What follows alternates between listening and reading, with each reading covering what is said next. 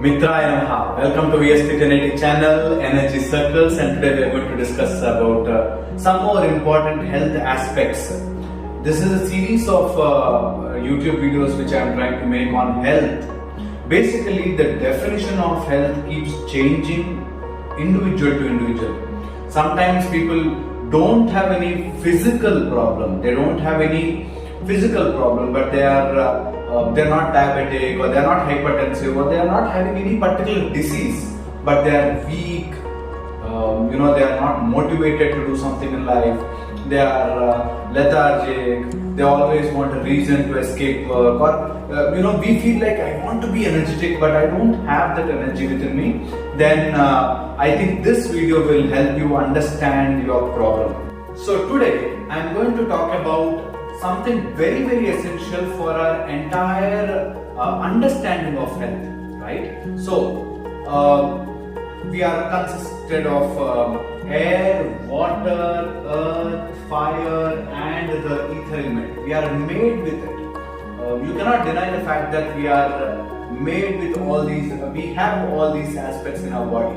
That is, we have air, we have water within us, we have heat, fire within us, we have the earth element, and we have ether as well, right? There are particular scientific words for each of this, but for now, in this video, as this is an educational video, this is just for your introduction to certain aspects of health. I am not going into scientific literature, scientific wordings of each component of it. But for you to understand it better, we have air. As we breathe, the prana, whatever we are breathing, air. Earth element is the solidified earth element we have. And then the water element, we have a lot of water. We are almost made up of 70% of water, so we cannot deny that. And we have fire or earth element, the heat element within us, which is helpful in burning out certain things. Like it can be an heat within the stomach or heat within us to burn out certain things. We have that heat. Otherwise, how would you sustain this universe? It is impossible without fire element within us to sustain in this universe. Next is ether. Now it is also called as interstitium, or the component which joins us. Actually, it is called coelom, or it is kind of the cementing substance between everything. Now, this can be dealt in a separate video in a very lengthy way. This is a universe of subject, and this is considered the ether or the interstitium is considered as the largest organ in the body right now, and it is not there. If you separate, there is no interstitium. But if you join things, or if you see as a body, interstitium has becomes the the largest organ in the body. So that's how the ether. It is like akasha. If you see into the akasha, there is nothing there. But if you imagine life without akasha, there is nothing. The akasha will form. It is everything and it is nothing. Similarly, the interstitium. Interstitium is in between the cells or the vessels. Or it is that organ which doesn't exist as an organ, but it is an organ which will help your body to stay in the composition of a body. So this is a separate topic to discuss, but for now we will see how these elements like air, earth, fire and water help a human body to maintain health or disease, cause disease or maintain health. Suppose let's start with air first. Air, if it is moving, it causes pranam, it causes life, it is life. If it is for a particular spiritual purpose or for a particular health purpose or health benefits, you can hold it at certain aspects. But if you are holding it in a wrong way, or if you are not allowing the air to flow freely within your body, if the air is stuck up somewhere, or if the air is not flowing freely within your body, within your lungs, within your bronchi, within your trachea, if it is not free flowing, that may cause disease. I'll repeat that again. Air is a form of element which is an energy format, and this energy, if it is moving properly, you will be absolutely healthy. If the air is not moving, or it is held somewhere, or it is obstructed somewhere, then you will have disease. So if the air is moving properly, you will have health. If the air is not moving properly, or it is held, or it is obstructed somewhere, it leads to disease. So if you observe carefully, those who are diseased, they are obstructing their lung. They are unable to breathe. You know that? That's because they are diseased, and their flow, air which has to flow properly, is not flowing. Air in the other sense is not just the air, but the actual exchange of oxygen and carbon dioxide. The definition of respiration itself is exchange of oxygen and carbon dioxide. It is the exchange of oxygen and carbon dioxide from the lungs into the blood vessels. So if at all there is any obstruction there, suppose your arteries are clogged and there is no flow, and then the exchange of oxygen and carbon dioxide is not happening properly, then that may lead to disease, right? So this you have to understand, air has to freely flow all through your system. If it is not flowing freely, then you are in trouble, right? So air is very, very important for your health, right? Similarly, for a sadhak, for a spiritual seeker, if you are able to manage your breath properly, if you are able to breathe properly, it is clearly given. Almost all the scriptures of maybe Advaita Vedanta, or maybe in majority of books which teach the spiritual sadhanas, it will tell you, if you can manage air, not even your dhanam, not even your chanting of mantras, not your external spirituality, but actual spirituality is your breath. It is said that if you can manage your breath properly, then you are very close to reaching the spiritual or super consciousness or the God, right? So you have to maintain the air properly, never obstruct or never breathe half. Okay, always breathe full and always breathe deep to attain that spiritual consciousness or spiritual progress.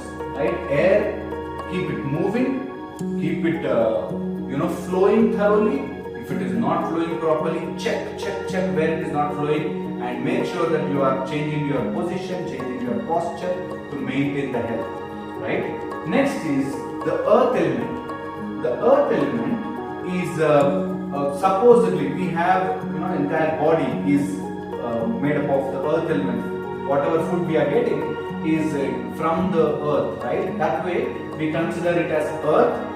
And if you are not moving, if you are not making any movement to your body, then you are bound to get disease. So you have to keep your body moving. You have to keep your the lower, at least the lower part, keep moving. The locomotion has to keep happening. Otherwise, the earth element will get obstructed or held. And if you are obstructing it, and if you are not moving it, then you will cause disease to yourself. So moving is health, and if you are obstructing it or if you are holding it, then it is disease. With this, I also want to clarify that suppose you are paralyzed, suppose you are you don't have legs, suppose you are unable to move, that doesn't mean you will be diseased forever. That means any effort to move your body. Suppose you have only till here, keep moving this part at least. So you have to make an effort to move. You cannot just lie down. Move. The earth element, you have to move to get that energy. That's very, very important. And next is the water element. The water within us. There is almost 70% of water, as I told you. So you have to keep that water moving in your body. You can never ever stop the movement of your water in the body. So always remember to move your water, that is drink a lot of water, and do fasting, do water fasting, then again flush yourself with water, and then regularly urinate. Don't hold your urination, and keep drinking water. Drink in the form of green leafy vegetable juice, something like that, to keep it moving. Keep your water moving in your body. Never keep it at rest. This also means that you have to exercise, let your sweat come out, and let the water keep moving. See, water is a very responsive and very interactive element in the body. Suppose you put your hand in a bucket of water for a very long time, you see your fingers will become wrinkled. That's because your water is moving out and in. So your body knows that you have to keep your water within your body moving. Never be dehydrated. Always keep yourself rehydrated. In the same way, the water or liquid in your blood vessels, keep it moving. Suppose your water or the liquid within the blood vessels is not moving, then you will have clots, thrombus, emboli. You can get strokes, you can get cardiac arrest. This can happen because of your water or the liquid within your body if it is not moving in a proper manner. If it is moving properly, then that's health. If it is not moving or obstructed or held somewhere, then that may lead to disease. It can lead to stone formation, it can lead to calcium deposits, it can lead to clots, it can lead to thrombus or emboli, whatever kind of obstruction it can cause, it will cause. So make sure that your water within your body, it can be blood, it can be urine, it can be each cell having water, they have to keep moving, right?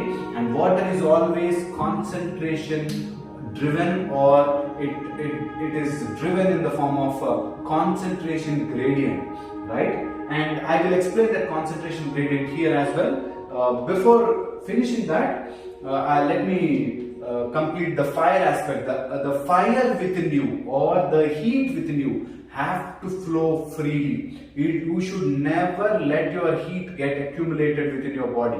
Supposedly, if you are getting your heat accumulated, your vessel, that is your body, has to be prepared for that energy to to hold that energy. If you are unable to hold that heat within you, then you will develop disease quickly. So you don't want to develop disease quickly, then you have to manage your heat really quick, really well, right? Do not keep yourself warm, do not keep yourself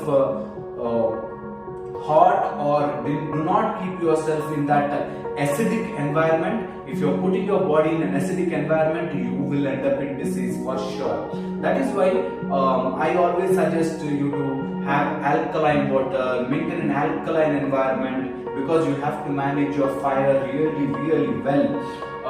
The heat element is required in a particular amount, that is in the form of acid to digest your food, in the form of heat to maintain that core temperature of your body.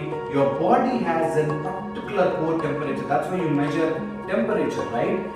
The temperature of your body is maintained. We are all homeothermic organisms, so that our body has got a core temperature. Anything that gets deviated, that's why any disease we get, we first check temperature, because temperature is ideally, our body has got only one temperature. You have to maintain that temperature, you have to maintain that fire or heat within the body. Any deviation, if you're becoming too cold, if you're becoming too hot, there is always a chance of disease. Remember this, our body maintains that subtle, that temperature properly, right? 98.3, 36.3. We are maintaining that temperature at a particular level. That's why we are homeothermic. We maintain a temperature within us.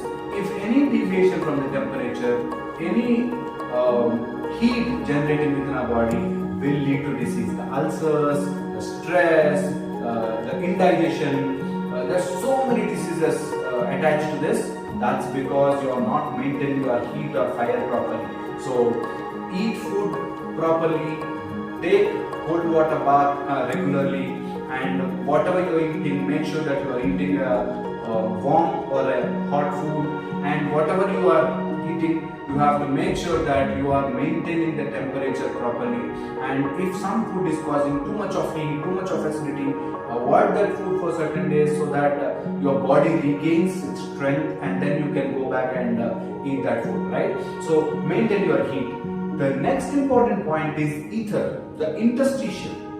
Interstitium is the largest organ, as I told you, and that depends on the concentration gradient. Whatever is the excess toxins, excess chemicals, sodium, potassium, chloride, or whatever kind of excess is there, it attracts water and it causes, that area, it depends on the concentration gradient. So suppose your blood vessel is having too much of concentration of salts or some kind of sugars or something like that, then the water flows there. Suppose your interstitium is filled with toxins or is filled with the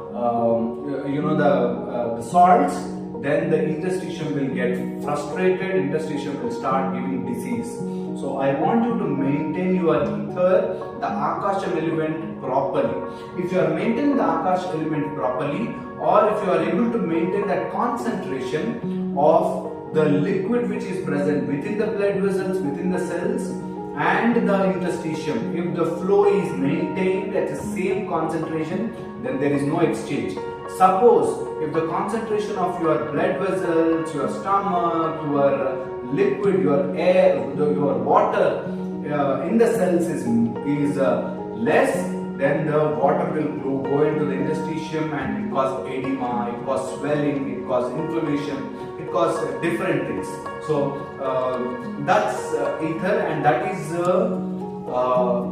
a kind of god for all this, right? And you have to maintain your interstitium well. If your interstitium is not well, you will know. If you are walking for a long time, you get swelling in the legs. If you are lying down somewhere, you get facial swellings, you get one side of the face becoming puffy like that. So you have to maintain your interstitium well. You have to maintain your ether really well. And there is a different arguments in this. There are people who say ether is something else, interstitium is something else and all. But for our understanding right now, ether is the interstitium and the largest organ spread everywhere in the body, and it keeps collecting the data, it reacts based on the concentration. If too much of acidic, too much of salts in the blood vessel, then too much of flow of the water or the liquid comes out, and that leads to inflammation, that leads to edematous or disease. For this video, I wanted to just highlight these points, and if you can manage, if you can balance, there is a lot of information available on this, and if you can manage these things properly, then you will be able to manage your health really well. If you are unable to understand where is the problem coming from, if you are going to doctor, and you don't know what is troubling you, but you are lethargic, you are depressed, you are worried, then I think you should focus on these things. And once you understand these things, once you try to understand your body per se, then you will be able to get your health back, and you will become really rejuvenated and healthy. And if you can maintain this regularly, you will be like the power source, and you will be really energetic. Hope this video will give you some insight, and in case you have any trouble, you have any issues, please feel free to comment, and or otherwise you can mail it to us, drhrshtenety@gmail.com. I've collected this matter from different aspects, from different books, from different doctors, Ayurvedic specialists, and in case you have your own views and ideas, your own perceptions, please do your reading, and it can, here and there, little bit can change, but the purpose of my making this video is to educate or push you through this direction so that you can explore further in this. Hope this video will help you, and I'll see you in the next video. Until then, Mitraya Namaha.